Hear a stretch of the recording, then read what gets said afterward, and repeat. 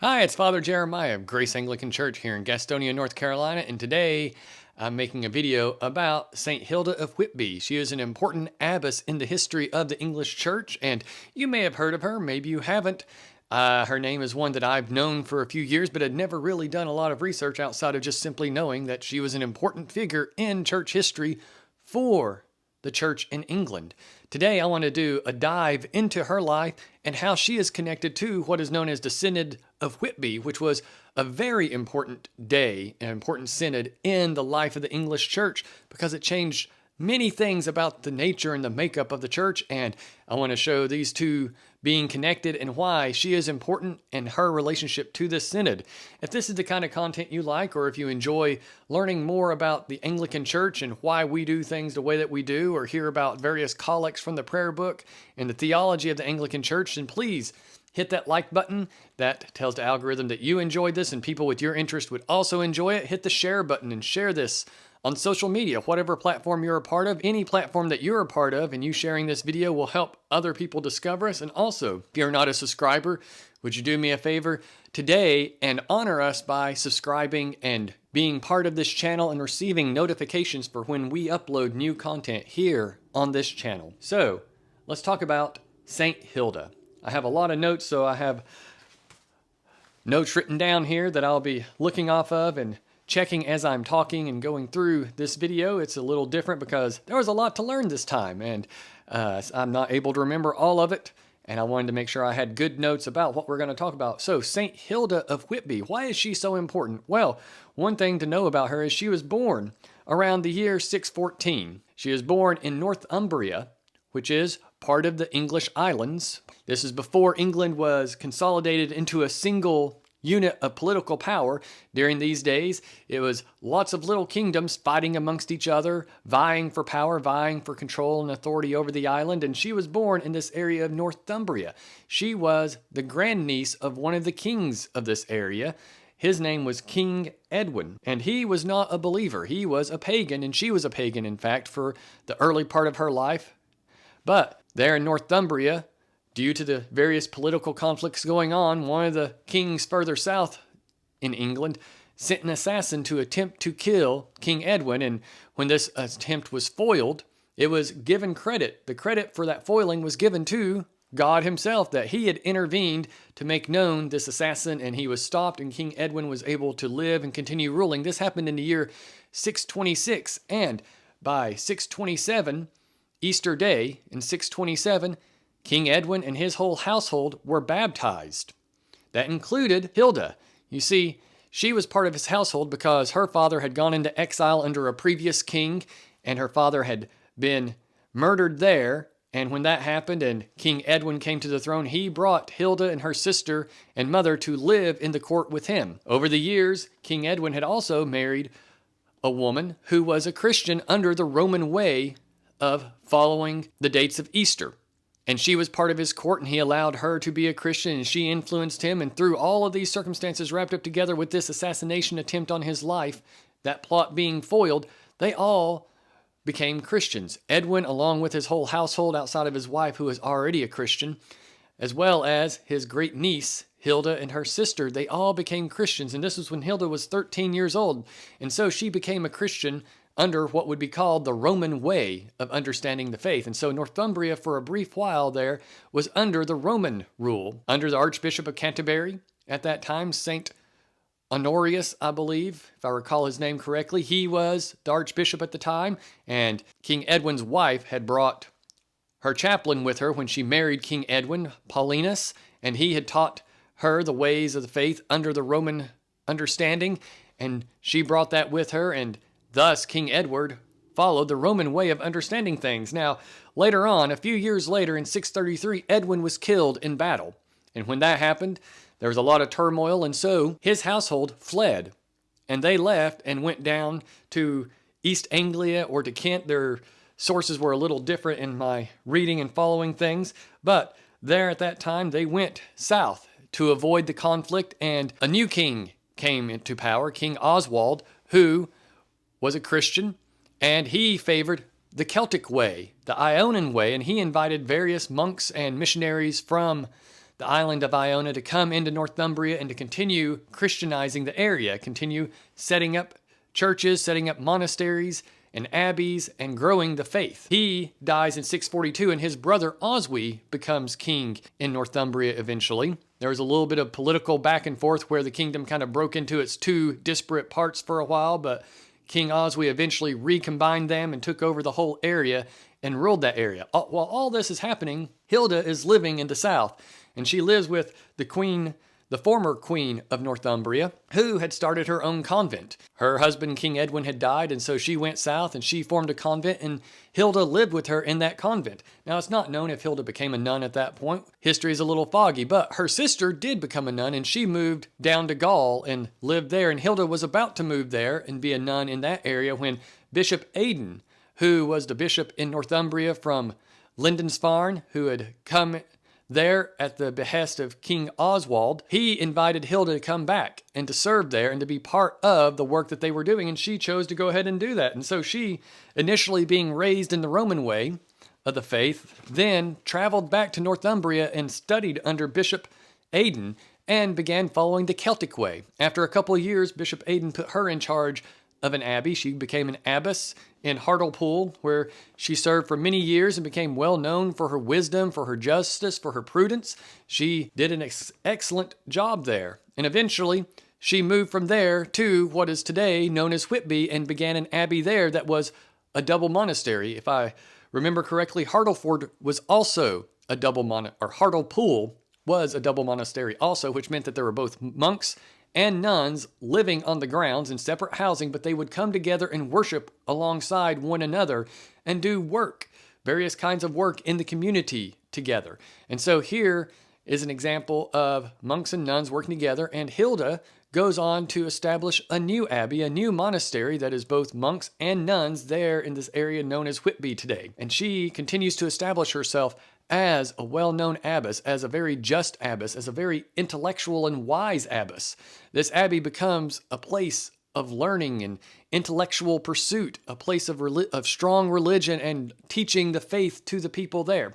She was an excellent administrator. Bede, the ecclesiastical historian in England, sings her praises, continually speaking of how just she was, how intelligent she was, how well she ran this abbey, how well she took care of the grounds and took care of the lay people who would come and serve on those grounds and helped to do various things. And so all of this is coming together. The Celtic way is being practiced there in Northumbria, but King Oswy's wife follows the Roman way of doing things. And so he is fine with both aspects being practiced, and things seem to be perfectly fine in that regard. But eventually conflict occurs. After Bishop Aidan dies, another bishop comes in, and other monks are there who are practicing the Roman way. You have monks practicing the Celtic way. And even in the king's household, there's a bit of conflict because you'd have some celebrating Easter at one point in time and others celebrating Easter at another time. While some are still in Lent, some are celebrating Easter, and then others are celebrating Easter, finally catching up to those. It was a big controversy that it finally flared up. People were frustrated, not knowing when to celebrate Easter,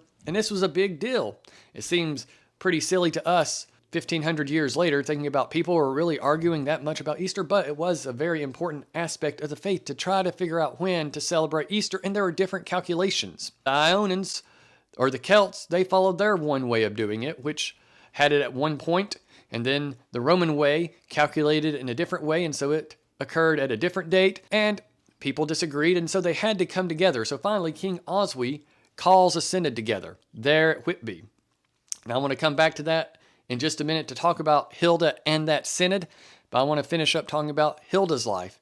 You see, after that synod, she continued to be abbess there at Whitby, and she continued to be successful. There were 5 bishops that came out of that abbey that eventually rose to power and led the church there in England over the years. And there is also another important figure who came out of that abbey under her authority, a fellow named Caedmon. He was just a simple cow herdsman there on the grounds who helped take care of the various farm animals there, but he had a vision and learned the art of writing and the art of poetry and the art of song in this vision. And when she found out about that and saw that he really had learned something unique and great, she encouraged him and helped him to learn and made sure that he could learn. And he becomes the earliest known English poet, Caedmon of Whitby. is an important figure as well, who came from and under the tutelage of St. Hilda. Now, she continued to serve there until she died in 680. During that last year of her life, she actually established another monastery, and it was off the ground before she died. And when she died in 680, it turns out that she had been suffering from a fever for 7 years. She underwent this illness, whatever it is, whatever it was, we don't know, but she suffered for 7 years until her death. And she has continued to be known because of that great work that she did during her life in leading all of these things that were going on and helping to serve the church and grow the church. Now, what's her relationship to the Synod of Whitby? Well, one, it was held at her monastery. She was the abbess of that monastery there, and she was such an important figure that King Oswy called the synod and held it on the grounds of her abbey. Now, that's quite an amazing feat there. That abbey had only been there for about 7 years. The synod was called in the year 664. And so, for 7 years, the abbey had been built up, had been growing, and it was so famous that King Oswy chose to have the synod there. And so they gathered people from both sides of the aisle to debate the issue of the dating of Easter. And so, ultimately, I could go into that in another video of all the intricacies of that, but ultimately it came down that King Oswy chose to follow the Roman calculation of Easter and to bring all the churches in Northumbria under this one reckoning of when Easter was so that everyone could finally be celebrating Easter at the same time. Now, with that final decision being made, many of the Ionian monks and bishops didn't like that. And so, instead of continuing to argue and continuing to fight, they withdrew from Northumbria and went back to Iona, and they continued to serve there and work there, missionizing and evangelizing the peoples. What's unique, though, is that Hilda chose to follow her king. She was of the Ionian persuasion. She calculated Easter according to how Bishop Aidan had taught her. That was her preferred method. But when King Oswy chose to follow this new method, this other method that had been used in the land, she followed him. She embraced it and followed her king and began calculating Easter according to the Roman way. And this synod is extremely important because here's a major area of England. The Archbishop of Canterbury is a little to the south. He has been there. The Archbishop of Canterbury has been established for about 60 years, 65 years at this point, maybe even almost 70, 597 to 664, almost 70 years at that point.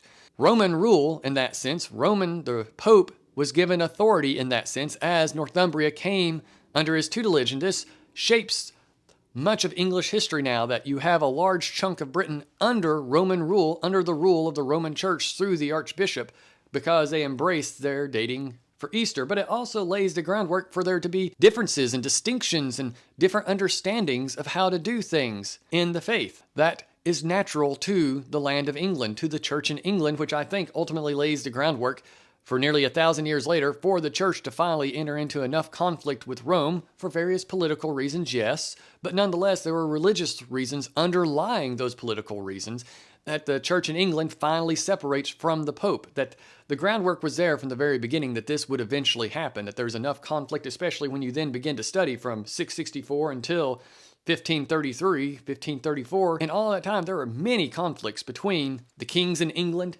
and the Pope in Rome, that they go back and forth, they fight back and forth about authority in the church and who has rights and who doesn't have rights, that this all is just simply part of the nature, I think, of the English church to resist aspects of Rome, even though they want to submit to Rome for the most part. But nonetheless, they don't like the way Rome does things sometimes. And so the English church and the kings in England and even the priests and the bishops will resist and fight against the Roman Pope at times. And other times they submit and do what they were supposed to do during that almost 1,000 years of time. But that's why I wanted to connect there, is that Hilda was an important figure who followed one way of calculating Easter, one set of practices in the church that were acceptable for a time. But then when her king chose to follow Rome's way, she submitted and followed that and helped that to become established. So she becomes an important figure leading up to and going beyond the Synod of Whitby. And the Synod of Whitby is an important turning point in the life of the church in England going from being somewhat independent to entering into a deeper relationship with Rome through the Archbishop of Canterbury and leading to the Romanization of the English church. So all that comes together to bring us the church that we have today. And I hope that that was helpful to hear about St. Hilda and her work for the faith, to hear about how she impacted the Synod of Whitby and how she carried forth the decision of the Synod of Whitby and was able to grow the church and lead the church as being a wonderful, intellectual, very religious woman who was an abbess that led both monks and nuns under her tutelage and helped to deeply establish the church in England.